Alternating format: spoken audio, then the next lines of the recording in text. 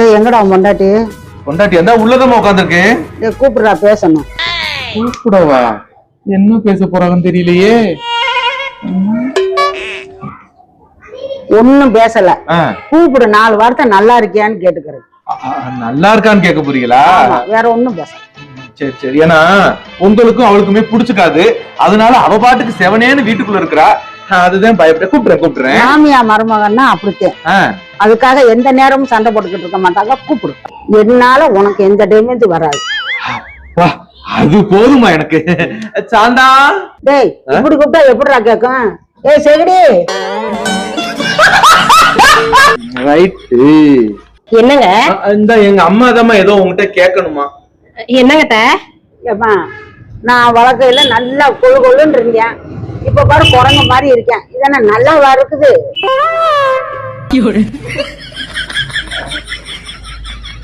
இங்க இருக்கையில ராசா மாதிரி இருந்தேன்.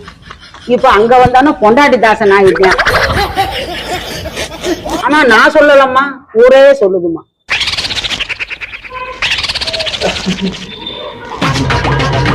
முன்னாடி எல்லாம் வந்த உடனே சோப்புல இருக்க காசெல்லாம் என்கிட்ட கொடுப்பேன்.